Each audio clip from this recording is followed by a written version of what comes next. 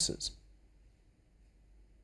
ANC can deliver on its promises, but one thing that we should all remember is that our democratic dispensation was not brought about by the ANC alone. The ANC needs the support of the alliance, and it needs the support of our people mobilized. That unity can make sure that the ANC delivers on the commitments it has made in its January 8. It is important as a people to appreciate, recognize, and exercise our own agency. In that way, we can help the ANC move forward. Okay, I mean, when President Ramaphosa says that leaders in the ANC charged with corruption will step aside, I mean, we all know who he's talking about. He's talking about Alex Mashilo. Do you really believe that will happen? Look, I don't think it is correct to say that he is talking about Alex Mashilo. The resolution does not have Alex Mashilo in its text. It says that ANC members and leaders who are charged with corruption should step aside. And the president went further to say that the National Executive Committee will be finalizing implementation guidelines. Why is that important? It is important because that resolution is not new. It was adopted in 2012 in Mangaung.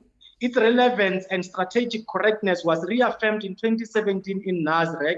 There have been implementation problems. To overcome those implementation problems, it is important that the ANC finalizes the guidelines so that when the resolution is implemented, there is no name or surname of a particular individual attached to it, but we will see everyone implicated by the resolution actually stepping aside. Let's see if COSATU is feeling a little, sorry, Dr. Mashilo, a little braver than the SACP this afternoon. Matthew Parks, do you believe Alex Mashilo will step aside? No, thanks, Stephen. Look, I mean, on a broad level, we support the statement, we welcome it. There's a lot of progressive commitments to it. As COSATU, we have a lot riding, and we wish it can be implemented in full by government, etc. Society also hopes for, that it will be happen. But we'll be forgiven for being extremely skeptical, Stephen. As Alex is saying, that resolution about stepping aside has been there for 8 years. And we're very skeptical that the leaders of the NEC of the ANC, the provincial executives of the ANC across the country, the regional executives, where we have countless leaders week after week who are found wanting, from corruption to allegations of rape, all sorts of serious criminal offenses. We've seen very, very few of them being charged, let alone stepping down. So we'll be forgiven for being skeptical. We welcome the commitment, but we'll only believe it when it happens. And until then, we'll remain extremely skeptical, not just about the corruption commitments, but around many other progressive commitments in the statement. There are good commitments there, but the government's track record of late, the last decade, has been very, very wanting. I mean, I would say, Matthew, that for most people, I mean, Dr. Mashilo, I completely understand the point that you're making, that this is not an Alex Mashilo resolution. Matthew Parks, I think you've extended that correctly by talking about the other examples. But the fact is that Alex Mashilo, rightly or wrongly, fairly or unfairly, has become a symbol of things. I think many people might be very skeptical about the ANC until he actually steps aside. Matthew Parks, would you agree with that? No, we would share that skepticism, whether it's about the Secretary General or it's about a regional leader or a council or an MEC. We've seen very few.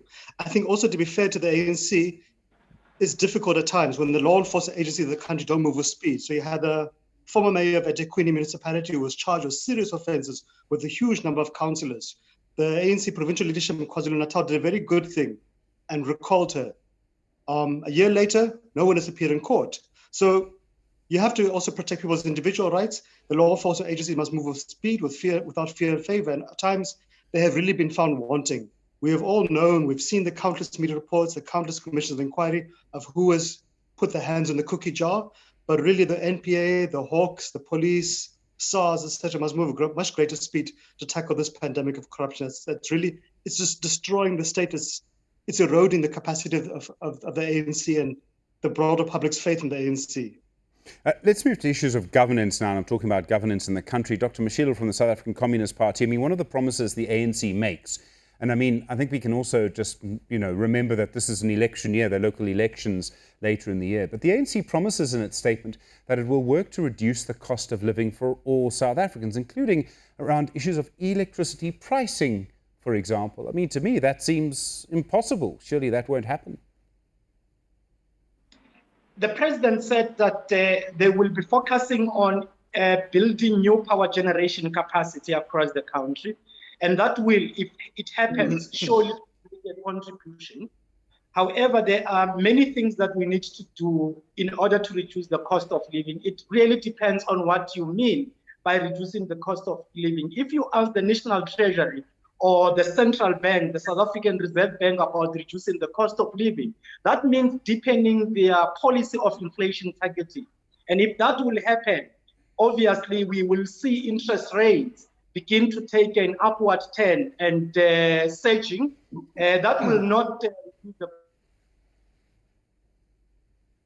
cost of living. It will increase the cost of living. What we need to see now is availability of financial support to those people who want to start cooperatives, who want to start businesses, so that they can be able to survive. Clearly, the structure of our economy is not big enough to absorb the over 11 million unemployed people.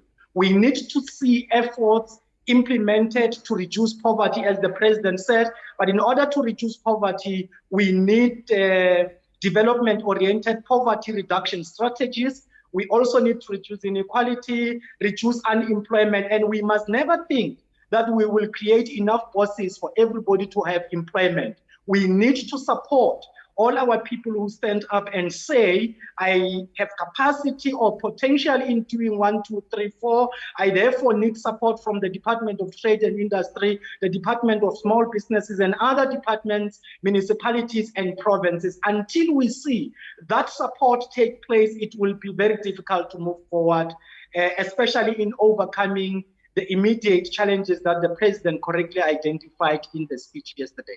I mean, the president, Dr. Mashilo, made the point yesterday that there will be more discussion about the possibility of a basic income grant. I mean, this idea has been around for 20 years in South African politics. Amazingly, was supported, I think, by the Democratic Alliance 20 years ago. I think it's still supported now. Is this the right time? I mean, are you disappointed that a promise of a BIG, a basic income grant, wasn't actually in the speech last night? We discussed the matter in the Alliance Political Council last year, which is why the 350 Rand COVID relief grant was introduced. And at the time, we said that work has to be done to look at the affordability of the basic income grant, as we called it. Actually, we called it the minimum income support grant. We all know that COVID has weaned the potential and capacity of many households and families to support life itself. What we are happy with is the commitment that the president has made. What we want to see is a translation of that commitment into practice in the budget in February, because the National Treasury in October last year announced that the 350 Rand will be coming to an end at the end of January. The budget has to intervene and give practical effect to what the president was saying. But so far, it is very difficult to trust the budget, because it has been going in a regressive direction rather than a progressive direction, looking at social development and social intervention in our society. The way our finances have been looked at has been in isolation from the difficulties faced by our people on the ground, especially in rural areas. Life is tough there. There is no industry to absorb unemployed people. Agriculture has collapsed. Opportunities for employment are just not there. People are suffering. In urban areas, in townships, it is quite difficult. It is important now to move beyond words and implement what we are saying in practice. And then Matthew Parks from COSATU, the NHI, the National Health Insurance Scheme. I mean, first published as an ANC idea it was National General Council in 2010, over 10 years ago now. Obviously, during COVID-19, there's been a big sort of change in the way we look at health services. Do you expect that idea to get a lot more momentum? Do you actually expect it to happen? Look, it has to happen. I think there should be widespread support for it now. I think we've seen now during COVID-19 the need for it. I think we've seen in countries like Canada or Scandinavia, etc., where they have different types of NHI in place, the benefits of doing so.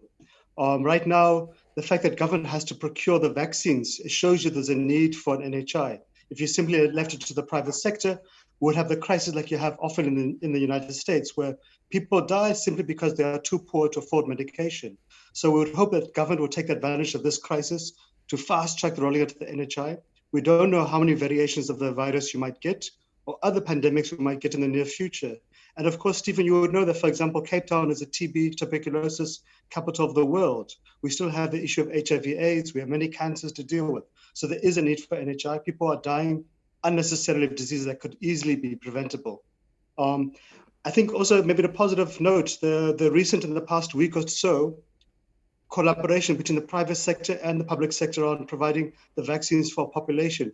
It shows you that there is a commitment to a broader good, and if we put heads together, if we think creatively, we can pool resources, which is exactly what the NHI calls for. But it means Parliament must move with speed to pass NHI legislation. There's the NHI bill currently, Stephen, before Parliament, but also there's about another dozen supplementary legislation which must also be passed. Government itself must allocate money to hospitals to build them up and put in place administrative blocks. And as you're saying, this has been in the pipeline since 2010. Or we can't afford to delay forever and ever. So we really hope government would move with speed on it. Matthew Parks, Parliamentary Liaison for COSATU, Dr. Alex Mashilo, spokesperson for the SACP. Thank you both for, if I may use movement terms, thank you very much indeed for joining our trilateral